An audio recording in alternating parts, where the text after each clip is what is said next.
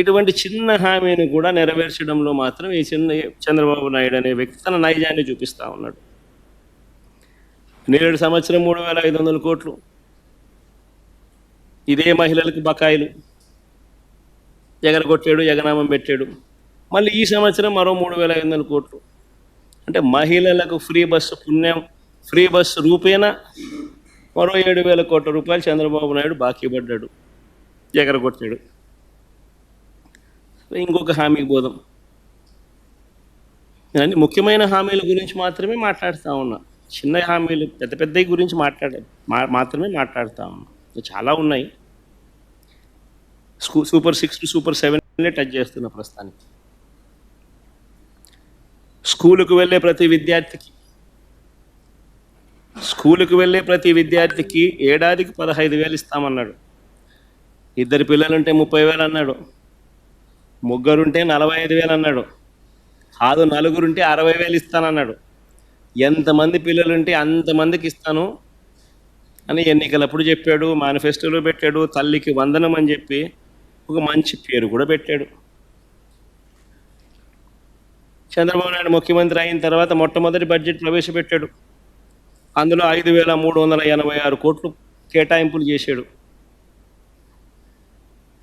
నేను అడుగుతా ఉన్నా, మొదటి బడ్జెట్లో తాను కేటాయింపు చేసిన 5,386 కోట్ల రూపాయలు అదుగో మీకు అన్న ఎదుటే చూపిస్తా ఉన్నా. మొదటి బడ్జెట్లో తాను కేటాయింపులు చేస్తూ బడ్జెట్లో తాను ప్రవేశపెట్టిన బడ్జెట్ పత్రాల్లోని డాక్యుమెంట్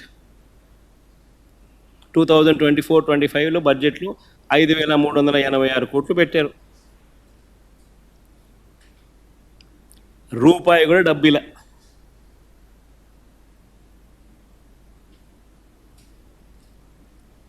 ఇదే పెద్ద మంది చంద్రబాబు నాయుడు మళ్ళీ చిత్తశుద్ధి ఎలాగూ లేదు కాబట్టి అమౌంట్లు ఎంత అనేది పక్కన పెట్టేయండి. అమౌంట్లో 13,000 చిల్లర కావాలి, 13,000 కోట్ల పైచిలుకు కావాలి. ఆ 13,000 కోట్ల పైచిలుకు ఎలాగూ పెట్టేది లేదు. ఇష్టం వచ్చిన నెంబర్ ఏదో ఒకటి పెట్టాలి, నామకే వాస్తే పెట్టాలి, మోసం చేయాలనే ఉద్దేశంతో చిత్తశుద్ధి ఎలాగూ లేదు కాబట్టి పెట్టామన్నట్టుగా పెట్టారు. పెట్టిన తర్వాత దాన్ని అమలు చేయకుండా వదిలేశారు. ఈ సంవత్సరం బడ్జెట్ అట్ గ్లాన్స్లో 9,407 కోట్లు చూపించారు. బడ్జెట్ డాక్యుమెంట్స్లోకి వెళ్ళి చూస్తే, డిమాండ్ ఫర్ గ్రాంట్స్లోకి వెళ్ళి చూస్తే అక్కడ 8,278 కోట్లు ఇంకొక నెంబర్ కనిపిస్తుంది.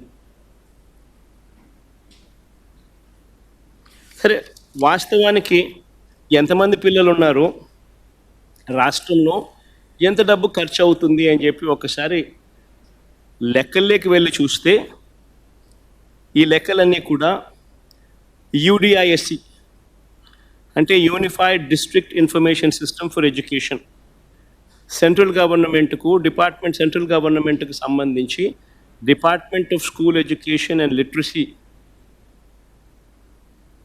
ఈ డిపార్ట్మెంట్కు central government department of school education and లిటరసీకి మన కలెక్టర్లే కాకుండా దేశవ్యాప్తంగా ఉన్న కలెక్టర్లు అందరూ కూడా వాళ్ళ పరిధిలో ఉన్న ఏ బడిలో ఏ పిల్లాడు చదువుతూ ఉన్నాడు, ఆ పిల్లాడికి సంబంధించిన ఆధార్ కార్డు డీటెయిల్స్తో సహా ప్రతి జిల్లా నుంచి నమోదు చేస్తారు. That is called యూడిఐఎస్సి, unified district information system for education. ఇది మ్యాండేటరీగా, పీరియాడికల్గా, రెగ్యులర్గా ప్రతి డిస్ట్రిక్ట్ కలెక్టరు దేశవ్యాప్తంగా ఈ యూడిఐఎస్సికి తాను అప్లోడ్ చేస్తూ ఉంటాడు.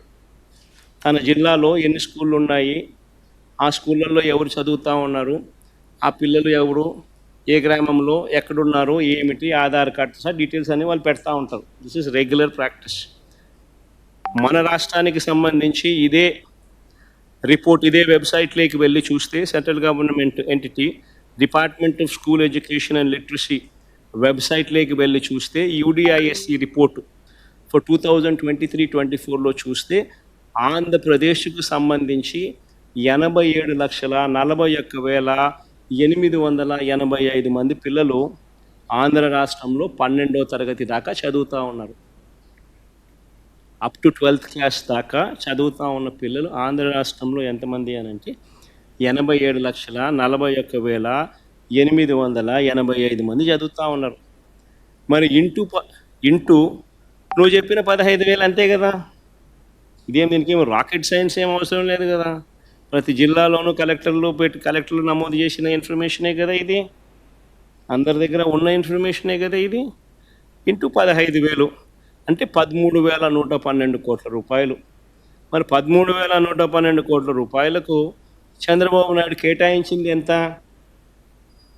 మొదటి సంవత్సరం ఆయన కేటాయించింది 5,386 కోట్లు కేటాయింపులు మాత్రమే. ఆ తర్వాత ఇచ్చేది ఎలాగో లేదు కాబట్టి పూర్తిగా ఎగనామమే. రెండో సంవత్సరం ఈ సంవత్సరం ఎంత కేటాయించాడు అని అంటే బడ్జెట్ అట్ గ్లాన్స్లో ఒక నెంబర్ 9,407 కోట్లని,